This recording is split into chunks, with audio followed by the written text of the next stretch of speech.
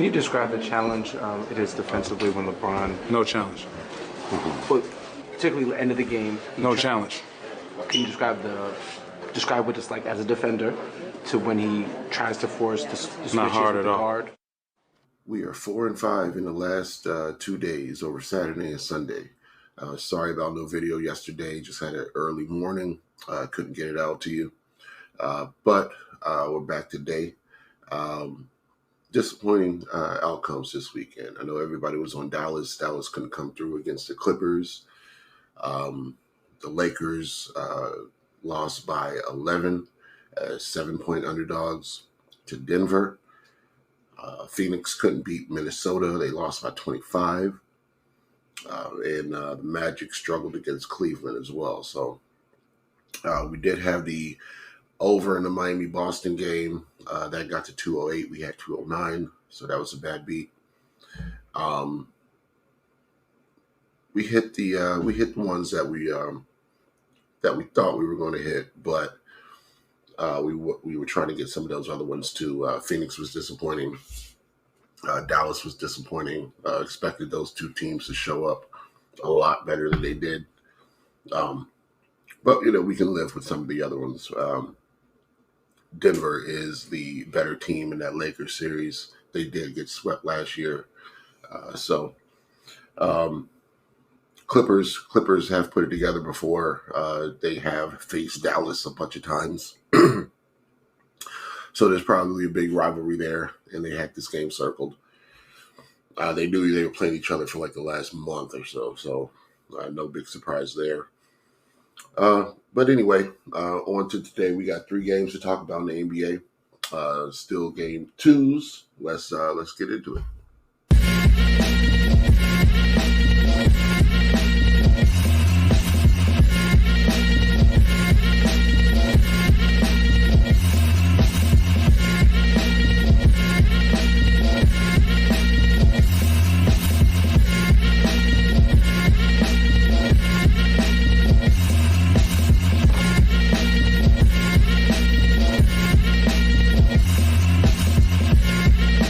What's up, everybody? Crash here. Welcome back to Crash Against the Spread, where we talk about sports from a betting perspective. It is Monday, April 22nd. We have 3 NBA playoff games to talk about. If you like the content, please like the video, subscribe to the channel. We're trying to grow one day at a time. You guys are the biggest help in doing that. But let's go ahead and get into these games. We have first up the Cleveland Cavaliers and the Orlando Magic. That game's at 7 Eastern time.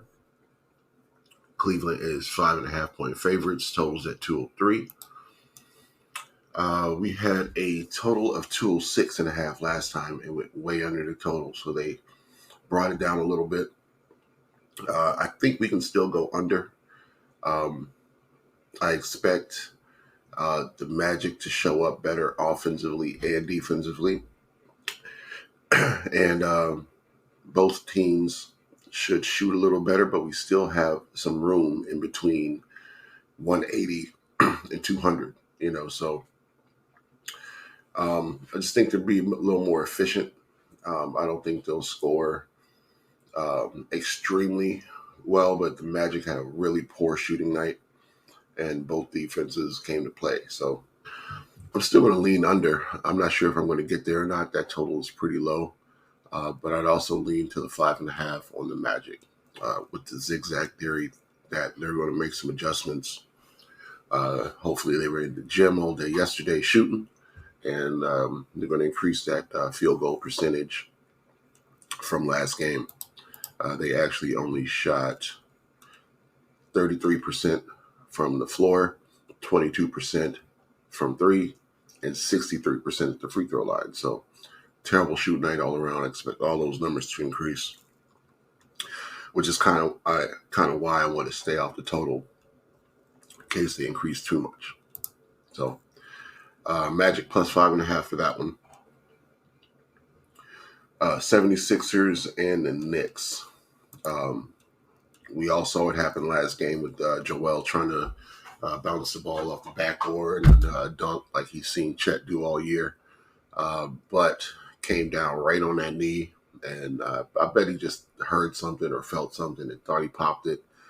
Probably didn't know what he should do next, whether he should sit up or stand up or try to even do anything before he talked to the trainer. So definitely looked scared on his face, but turned out to just be, I guess nothing. If he came back to play in the game, I guess it was nothing.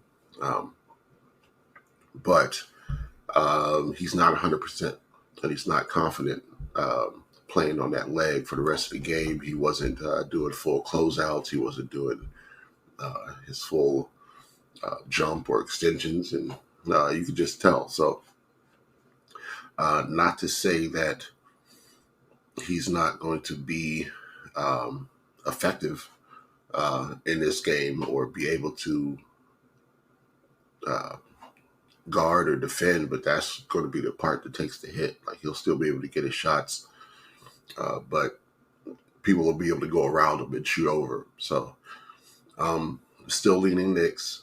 I am leaning under 206.5 in this game, but not sure I'll get there. I would say Knicks over the total. The last total got to 115.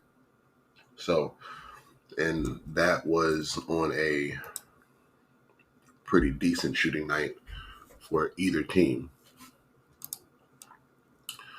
Philadelphia actually shot better from New York from the floor, 44% versus 40%.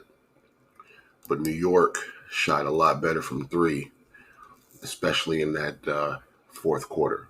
So,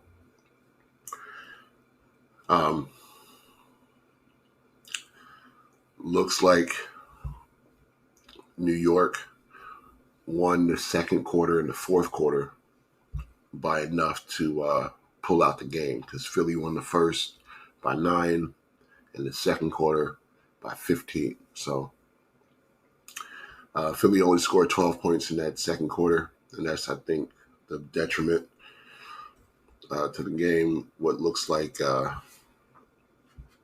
poor shooting. That was actually the quarter that Joel went out. So, maybe not knowing his status and what was going on with him was in the minds of Philly, and they didn't know what to think or what to do right then. Kind of took the air out of the room. But he came back in the second half, and they scored 36-21 with that motivation from him being on the floor. So he's definitely a necessary part to this team's success. And I believe he's on the injury report, but I believe he'll play. And I believe that this game will be closer until it's not, which is usually in the fourth quarter. So still going to lean on the Knicks to pull away at the end, just like they did in this game. Lakers and the Nuggets. I did like the Lakers in that first game. I felt like it was going to be their best shot to get a win right out of the gate, punch them in the mouth early, and it looked good in the first half. But the Nuggets walked away with it in the second. It's like they just decided they weren't going to play until the second half. So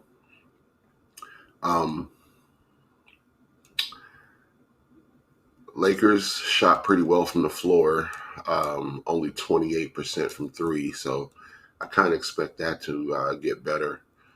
LeBron made 3 out of 5. Everybody else only had 1 or 2.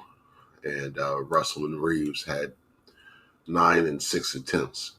And only 1 for Russell, 2 for Reeves. So those are the two that need to be on. They both had bad shooting nights, 13 points apiece, 16 from 20 from the floor for Russell, 5 for 9 for Reeves. So not terrible for him, but he was a minus 12 when he was on the floor, so not very efficient. I would expect both of them to play better, but I like the Lakers in the first half. It's going to be my pick for this. So I'm going to take out the full game prediction and just kind of rely on them to win the first half. Let's get a double check on what that number is. It's a +4. So Lakers +4 in the first half is going to be my pick for this game. So those are going to be the three. I am going to go with Magic +5. Knicks, I hope to get a -5.5, but I think it's just sixes out there. I see one -5.5, but I don't have that book in Florida, so I'm going to keep looking. And the Lakers in the first half +4. I think that's going to be their best shot to cover this game. So lock those in. Let's get this money. We'll be back tomorrow to talk about 3 more NBA games.